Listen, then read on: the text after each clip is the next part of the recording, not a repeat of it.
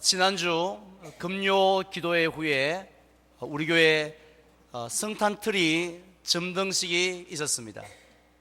그리고 어제 저녁에는 시내 동성로에서 시장님을 비롯한 천여 명의 성도들이 대형 성탄트리 점등식에 빛을 밝혔습니다. 우리가 점등식을 가보면요, 그 인도자가 큰 소리로 하늘에는 영광 이렇게 외치면 나머지 모든 성도님들이 땅에는 평화 이렇게 함께 외칩니다. 그 순간 드디어 이 트리에 점등이 불이 들어오고 밝아지는데요, 그때에 목석처럼 아무런 표정의 변화도 없이 물끄러미 우두커니 서 있는 사람은 단 한 명도 없습니다. 남녀노소를 물어나고요, 모두들 자기도 모르는 사이 자기도 모르게 와 하고 함성을 지르고 박수를 칩니다. 그리고 또 신나게 캐롤을 따라하기도 하고요, 열심히 사진을 또 찍어서 카톡으로 누군가에게 또 보내느라 정신이 없습니다. 왜냐하면 그토록 우중충하고 밋밋했던 트리가 불이 들어오는 순간 너무 아름답고 화려한 모습으로 바뀌었기 때문입니다. 그런데 성탄의 트리에 그렇게 아름다운 불이 들어오기 위해서 반드시 있어야 하는 것 한 가지가 있습니다. 당연히 전기가 있어야 하지 않겠습니까? 전기가 들어오지 않는다라면 아무리 트리를 높이 웅장하게 세운다 할지라도, 또 전구를 많이 단다 할지라도, 또 화려한 장식품을 단다 할지라도 사람들이 와 하고 이렇게 함성을 지르지는 않을 것입니다. 저는 우리의 인생도 마찬가지라고 생각합니다.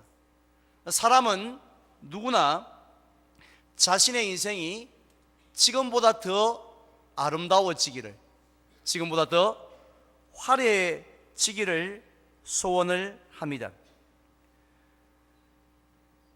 그런데요, 그냥 조금 변하는 정도가 아니라 와 하고 이렇게 함성을 지를 정도로 변하기 위해서는요, 바뀌어지기 위해서는 없어서는 안 되는 것 한 가지가 있습니다. 그것이 바로 하나님의 은혜입니다. 물론 돈도 있어야 하고 건강도 있어야 합니다. 좋은 친구도 있어야 합니다만은 아무리 돈이 많고 건강이 많아도 해결할 수 없는 골치 아픈 인생의 문제가 하나 남아 있습니다. 그것은 바로 우리의 가장 심각한 문제라고 할 수 있는 죄의 문제입니다.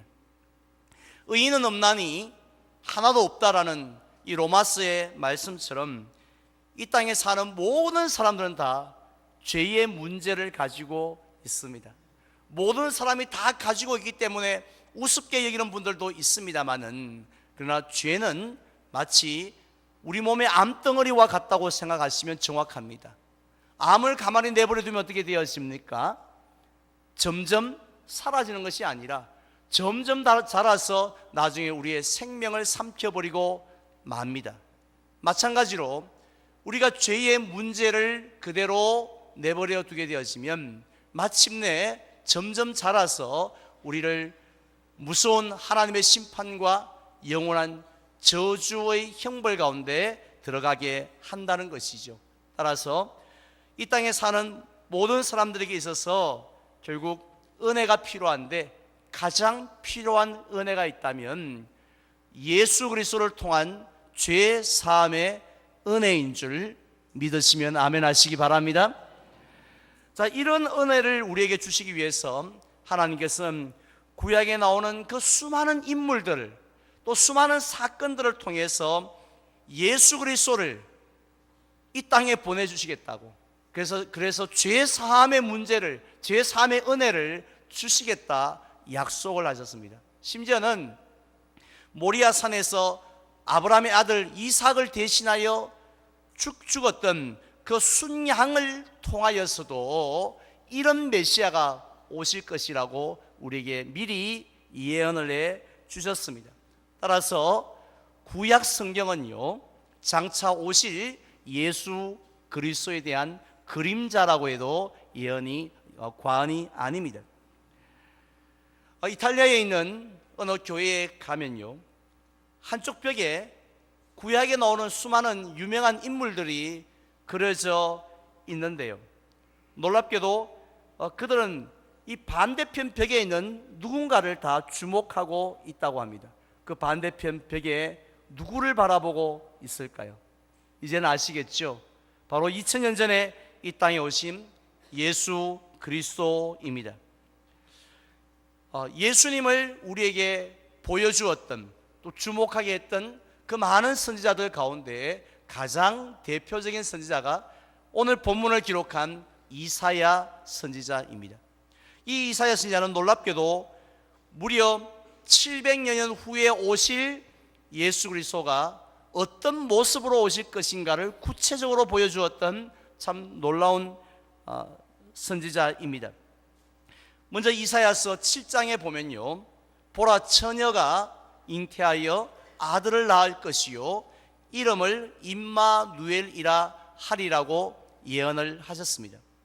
그리고 53장에서는 예수님께서는 연한 순 같고 마른 땅에서 나온 뿌리 같아서 얼마나 초라한지, 따라서 우리가 보기에 흠모할 만한 아름다운 것이 없는 모습으로 오실 것이라고 예언을 했습니다. 특별히 오늘 본문인 이사야서 9장에 보게 되어지면요, 예수님의 이름 5가지를 소개하고 있습니다. 첫 번째 이름이 무엇이었습니까?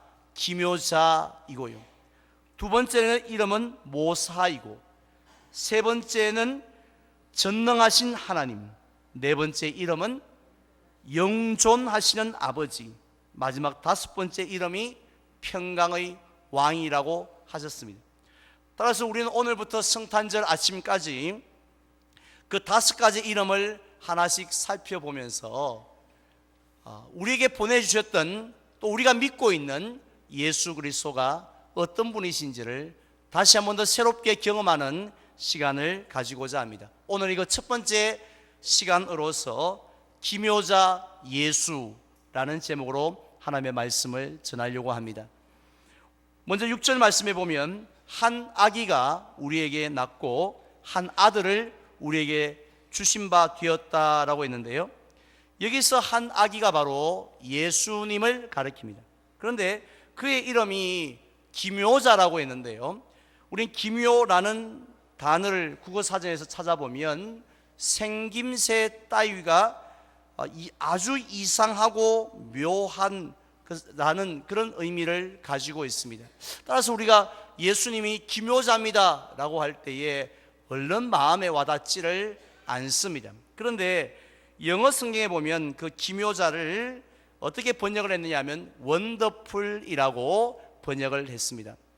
놀랍다는, 놀라움이라는 거지요. 그래서 예수님의 이름은 놀라움으로 소개를 하고 있습니다.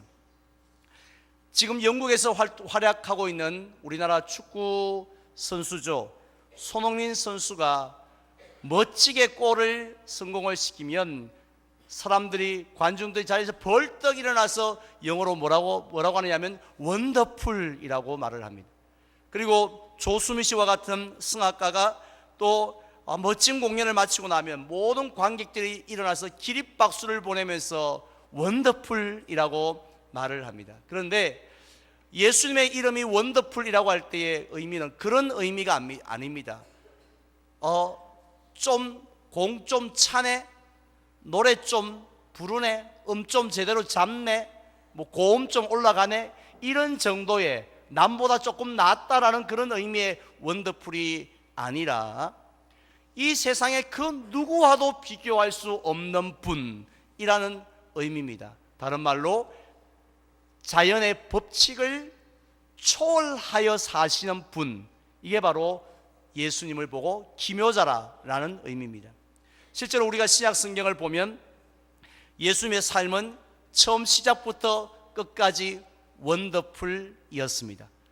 기묘하지 않고 놀라우지 않은 일들이 없습니다. 가장 먼저 첫 번째로 예수님은 그 탄생에 있어서 우리가 놀라지 아니할 수 없지 않습니까? 누가복음 2장에 보면 천사 가브리엘이 처녀인 마리아에게 나타나서 네가 잉태하여 하나님의 아들을 낳게 될 것이라고 소식을 전했을 때 이 마리아는 어떻게 제일 먼저 반응을 했습니까? 땡큐 하나님, 사람 잘 보셨습니다. 그럼요, 나만한 처자가 누가 있다고? 이렇게 말했던 것이 아니었습니다. 나는 남자를 알지 못하니 어찌 이런 일이 있으리까? 라고 반문했습니다. 성경에 나와 있지는 않지만 눈을 동그랗게 뜨고 그렇게 말하지 않았겠습니까? 여기서 남자를 알지 못한다 하는 것은 남자가 어떻게 생겼는지 한 번도 본 적이 없다는 이야기가 아니라 남자와 잠자리를 한 번도 한 적이 없다라는 뜻인데요, 창세기 18장에 보면 거기에도 어느 날 천사가 찾아와서 아브라함의 아내인 사라에게 당신이 90살 때에 아들을 낳게 될 것이라고 말을 했습니다. 그러자 그동안 남자를 알아도 너무 잘 알고 있는 이 사라가 그 말씀을 들었을 때 어떻게 반응합니까? 얼마나 의의가 없었으면, 얼마나 기가 막혔으면 속으로 웃으면서 내가 노쇠했고 내 주인도 늙었으니 내게 무슨 즐거움이 있으리요. 말도 안 되는 소리입니다. 무슨 그런 말이 어디 있습니까? 하면서 이렇게 반응한 것을 보게 되어집니다. 그런데 실제로 이 아브라함이 100세가 되던 때에 사라가 잉태하였고 아이를 낳게 되었을 때에 물론 너무도 놀랐겠지만 이 본인이 사라가 얼마나 놀랐겠습니까? 그런데 이 마리아 같은 경우는요, 사라하고 경우가 또 다르지 않습니까? 한 번도 남자를 가까이 해본 적이 없는 동정녀입니다. 그런 마리아가 성령으로 잉태가 되어졌을 때, 그것도 하나님의 아들을 잉태하게 되었을 때에 이게 자연 법칙으로는 이해가 되어지지 않는 부분이니 얼마나 이 충격을 받았겠습니까? 그럼에도 불구하고 이 마리아는 나중에 보면 그 자연 법칙으로는 이해가 안 되지만 하나님의 모든 말씀에는 능력이 있다는 것을, 능치 못함이 없음을 믿고 그 모든 것들을 받아들이게 되어진 것을 보게 되어집니다. 우리는 예배 때마다 사도신경으로 신앙 고백을 합니다. 그러다 보니 참 안타깝게도 우리가 사도신경에 나오는 12가지의 그 신앙 고백들을 고백하면서 아무런 느낌이 없이, 아무런 의미 없이 그냥 암송하고 형식적으로 갈 때가 많이 있습니다. 그런데요, 사실 이 12가지 하나하나가 얼마나 놀라운 고백들입니까? 자연의 법칙으로 그래, 이건 충분히 이해가 된다, 그렇지, 그래야지, 이렇게 되어지는 고백이 한 가지라도 있습니까? 우리 아기들이 태어나서 잠을 자는 걸 보면 그냥 새건 이렇게 잘 자다가도 뭔 꿈을 꾸는지 모르겠지만 혼자 히히 하고 웃기도 하고, 그러다가 갑자기 부드득 하면서 이렇게 막 놀라기도 하지 않습니까? 저는 아직도 좀 덜 커서 그런가, 저는 아직도 잠을 자면서 부드득 이렇게 놀라서 옆에 자는 여성을 깨울 때가 있는데요, 저는 우리의 신앙 고백할 때마다 우리는 아이가 잘 자다가 후다닥 놀라는 것처럼 그래 해야지 정상적인 고백이 아닌가 생각합니다. 그냥 아무런 놀람도 없이 우리가 신앙 고백을 오늘도 하셨다면 사실은 우리가 예배를 영과 진리로 예배한 게 아니에요. 형식적으로 그냥 습관적으로 그냥 예배를 본 거예요. 사실은 정말 우리가 이 말씀의 의미를 알고 고백을 한다면 전능하사 천지를 만드신 하나님 아버지 할 때 깜짝 놀라야 됩니다. 그분이 내 아버지라니 놀라야 됩니다. 그리고 또 그 외아들 우리 주 예수 그리스도를 믿사오니 할 때 내가 믿는 그분이 하나님의 외아들이시라고, 날 위해 죽으신 그분이 하나님의 아들이라고 또 놀라 자빠져야 하고요. 그리고는 이는 성령으로 잉태하사 동정녀 마리아에게 나시고, 상식적으로 이해가 되어지지 않지만 세상에나 이렇게 하면서 우리가 암송을 해야 한다는 것이죠. 바로 예수님의 탄생이 그러했다라는 것입니다. 따라서 이사야 선지자는 그 예수님의 이름을 예수님의 탄생만 보고도 다들 놀라 자빠질 수밖에 없으니까 그의 이름을 기묘자라 그렇게 불렀던 것입니다. 다음 두 번째로 이사야 선지자는 예수님의 그 사역이 너무 놀랍기 때문에 기묘자라고 했습니다. 우리가 사복음서를 보면 예수님께서 사역을 하실 때마다 사람들의 반응이, 사람들이 뭐라 했는지가 거기에 자세하게 기록되어져 있습니다. 먼저 마태복음 5장, 6장 그리고 7장에 나오는 산상보훈, 우리 지난 13주 동안 우리 함께 살펴보았는데요. 그 모든 말씀을 이제 시작하시고 또 7장에서 그 반석 위에 집을 지은 자, 또 모래 위에 집을 지은 자의 비유를 딱 말씀하시고 결론을 마쳤을 때에 거기에서 말씀을 듣던 무리들의 반응은 한마디로 놀랐다라고 말씀합니다. 왜냐하면 지금까지 하나님의 말씀을 그들이 한두 번 들었겠습니까? 서기관을 통해서 바리새인들을 통해서 정말 많은 말씀을 들었는데 다르더라는 거지요. 그들과는 달리 권위 있는 자와 같았다라고 했습니다. 여기서 권위 있는 자라는 것은 하나님의 말씀을 저처럼 대언하는 그런 자로 보였던 것이 아니라 마치 하나님이 나타나셔서 그들에게 말씀하신 것과 같은 권위로 그들에게 전달되어졌기 때문에 여러분들 거꾸로 살아야 합니다, 그게 복 있는 자입니다 라고 말씀을 했고, 그게 지혜로운 인생입니다, 그게 잘 사는 인생입니다 라고 했을 때에 사람의 말이 아니라 하나님의 음성으로 그들이 들었기 때문에 그들은 깜짝 놀랐다고 했습니다.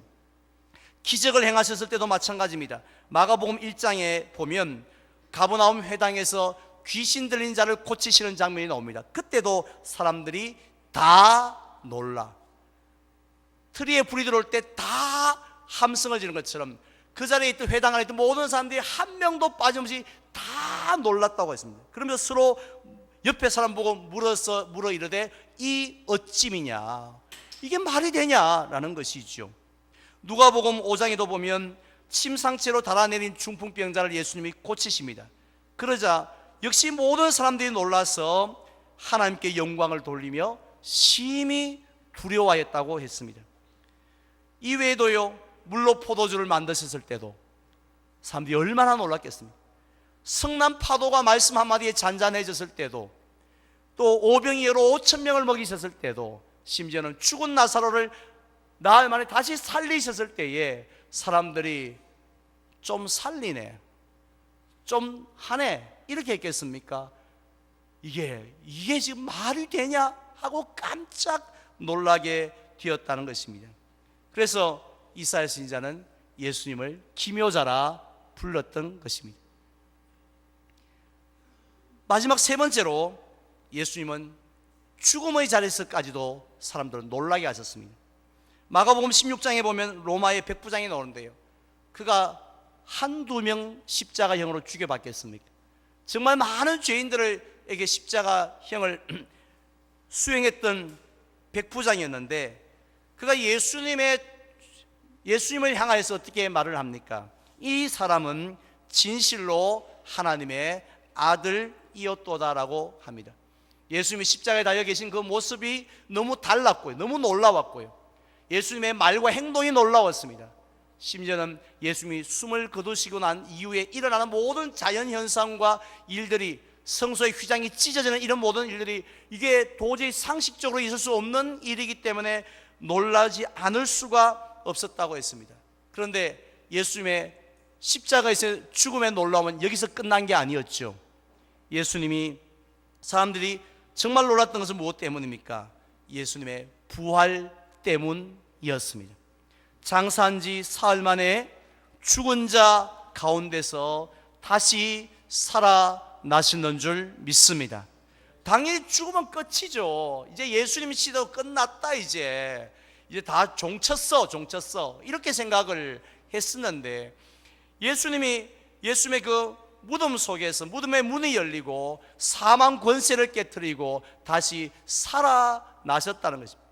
그리고는 막달라 마리아에게 나타나셔서 평안하냐라고 하셨을 때에 이 막달라 마리아가, 믿음 좋은 막달라 마리아가 얼마나 놀랐겠습니까? 어떻게 죽은 사람이 살아나서 나에게 평안하냐라고 말하고, 죽은 분이 살아나서 옆구리와 또 이 못자국을 보이면서 나를 믿으라고 말씀할 수 있느냐라는 것입니다. 결국 예수님의 이 땅에서의 모든 예수님을 만났던 사람들은, 관계됐던 사람들은, 놀라지 않은 사람은 아무도 없습니다. 예수님의 어머니 마리아도 놀랐고, 중풍병자도 놀랐고, 제자들도 놀랐고, 막달라 마리아까지 놀랐습니다. 그런데 문제는요, 그런 놀라움은 성경시대 그들에게만 주어진 선물이 아니었다는 거예요. 그들만 놀랐기 때문에 원더풀 기묘자라고 했던 것이 아니라, 오늘날도 예수 그리스도를 만난 사람, 예수 그리스도를 믿는 사람, 예수 그리스도를 따르는 사람에게는 마치 우중충한 트리에 불이 들어와서 완전히 다른 모습으로 바뀌는 것처럼 그렇게 놀라운 변화가 일어날 것을 우리에게 말씀하고 있습니다. 그게 정상이라는 것이죠. 예수님을 따르는 자에게도 동일한 놀라움들이 우리에게 일어난다는 것입니다. 사실 우리의 신분이 죄인에서, 허물과 죄로 죽었던 죄인에서 의인이 되어졌고, 하나님과의 원수에서 하나님의 자녀가 되어진 것이 얼마나 우리가 놀라운 일입니까? 이게 평범한 일입니까? 이게 자연 법칙으로 이해가 되어지는 일입니까? 또 우리 앞에 있는 어둠들이 예수 그리스도 안에서 떠나가는, 빛 대신 주님 앞에서 물러가는 이 모습이 우리에게 평범한 일인가요? 나를 짓누르던 세상의 모든 무거운 짐들이 예수님 안에서 벗어지는 일이, 이게 평범한 일입니까? 놀라운 일이 아닙니까? 내 속에 있는 슬픔이 기쁨으로 바뀌어지고 절망이 소망으로 바뀌어지는 일이 얼마나 놀라운 일입니까? 따라서 예수님을 만난 사람에게는 항상 놀라움이 있습니다. 예수님을 따라가는 사람에게는 항상 무슨 선물을 주냐면 날마다 놀라운 거죠. 날마다 평범한 것이 아니라 경기하듯이, 깜짝 놀라듯이, 세상에 내가 하나님의 자녀라니, 세상에 그 슬픔이 어디 갔지? 그 고민이 어디 갔지? 그 문제가 어디 갔지? 이렇게 놀라며 살아가는 사람이 바로 예수 믿는 사람들의 특징인 줄 믿습니다. 따라서 예수님 때문에 성경에 나오는 그들만 놀랐다면 우리가 뭐 이렇게 불 켜고 뭐 성탄절을 이렇게 맞을 필요가 뭐가 있겠습니까? 그들이 놀랐던 것처럼 예수님 때문에 우리도 놀라지 아니할 수 없는 그런 삶을 살게 하셨고, 지금도 그 삶을 누리게 하셨기 때문에 우리가 이 성탄절을 지키고 기쁨으로 맞이하는 줄 믿습니다. 제 이야기를 해서 죄송합니다만은, 제가 이번 주간에 제가 그동안 우리 동산교회에서 목회하면서 이렇게 쓴 이게 일기 같은 다이어리가 있어요. 그래서 2008년 12월 3일 때는 뭘 했고 하는 그런 많은 것들을 보면서, 제가 무슨 생각을 했냐면, 내가 어떻게 이 많은 설교를 했을까? 지금까지 어떻게 이렇게 많은 기도회를 인도했을까? 이런 신방을 했고, 이런 개업 예배를 드렸고, 이런 장례식을 치렀고, 이런 일을 했을까 생각할 때 저는 열심히 내가 워낙 성실하니 했겠지, 이 마음이 아니라 놀라움이었습니다.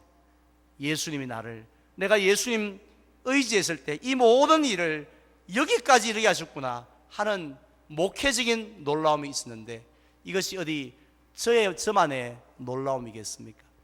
오늘 올해의 마지막 달을 맞이한 12월 달을 맞이한 여러분들도 살아온 날들을 올해만 뒤돌아 보아도 우리가 놀라운 일들이 얼마나 많이 있습니까? 이 놀라운 일들을 주신 그 성탄의 주님께 영광을 돌리시기를 바랍니다. 이제 저는 말씀을 맺고자 합니다. 예수님은 이 땅에 놀라운 기묘자로 오셨습니다. 따라서 누구든지 예외가 없어요. 예수님을 믿고 따라가기만 하면 반드시 놀라운 일들이 일어날 줄로 믿으시기를 바랍니다. 우리의 신분만 놀라운 것이 아니라, 나중에 천국 가는 것만 놀라운 것이 아니라, 이 땅에서도 놀라운 일들을 경험하는 것이 정상이라는 것이죠. 목회자만 그런 것이 아니라, 장로님들만 그런 것이 아니라, 우리에게 그런 놀라움의 선물을 예수님께서는 성탄을 통해서 우리에게 주셨는 줄로 믿습니다. 그래서 우리에게 있는 귀신이 떠나가고요, 어둠이 떠나가고, 질병이 떠나가고, 죽음의 두려움까지도 예수 안에 있을 때 떠나가게 될 줄로 믿습니다. 자, 그럼에도 불구하고 우리가 아무리 살펴봐도 나는 안 그런데, 나는 별로 그런 놀라움이 없는데, 내 인생은 늘 우중충하고 늘 밋밋하고 늘 감동이 없고 감격이 없는, 와라고 늘 주일날 예배를 드리지만 와 하고 이렇게 함성 지를 만한 그런 일이 내게 없는데 라고 여겨지는 분들 있을 겁니다. 원인은 하나입니다. 제대로 주님을 따르지 않기 때문입니다. 제대로 믿지 않기 때문이에요. 믿는 흉내만 내기 때문에 그렇습니다. 제대로 내 삶의 주인은 오직 하나님이십니다. 나의 목자는 예수 그리스도십니다 하고 예수님을 전적으로 한번 의지하고 따라가 보십시오. 입술로는 주여 주여 하면서도 실제로는 다른 것들을 더 의지하니까 놀라움이 일어나지 않습니다. 늘 그저 그런 삶밖에 이루어지지 않습니다. 그러나 우리가 기도할 때도 그런 믿음으로 기도하고, 살아갈 때도 그런 믿음 가지고 우리가 살아가 보시기 바랍니다. 우리가 오늘도 헌신작정서를 하나님 앞에 드립니다마는, 그냥 우리가 늘 헌신이란 단어를 입에 달고 살고, 주를 위해 살아도 죽어도 주를 위해서 살겠다고 이렇게 말만 하는 것이 아니라, 정말 우리가 삶을 헌신의 삶으로, 희생의 삶으로 그렇게 한번 섬기면서, 나는 쉬고 싶지만, 편해지고 싶지만, 덜 일하고 싶지만 더 섬기며 더 봉사하며 한번 살아보시기 바랍니다. 그 십자가의 길을 가면 고생만 죽도록 하는 것이 아니라 놀라움의 선물을 주실 줄 믿습니다. 자기를 부인하고 자기 십자가를 지라고 했는데 부인하지 않는 거예요. 십자가를 지지 않는 겁니다. 그 길을 가지 않는 겁니다. 그러니까 우리 속에 예수님이 주시는 그 와우가 없는 거죠. 와우. 그 감격이 없고 감동이 없는 것이 아니겠습니까? 따라서 이번 성탄절을 맞이하면서 저와 여러분들 다시 한 번 더 점검하시기 바랍니다. 내가 제대로 믿고 있는가? 제대로 따라가고 있는가? 우리가 제대로만 하면 하나님 우리의 삶을, 이 힘든 삶을 놀라움의 선물로 충만하게 채워 주실 줄 믿습니다. 그런 복을 누리는 이번 귀한 성탄절 되시기를 주님의 이름으로 축원을 드립니다.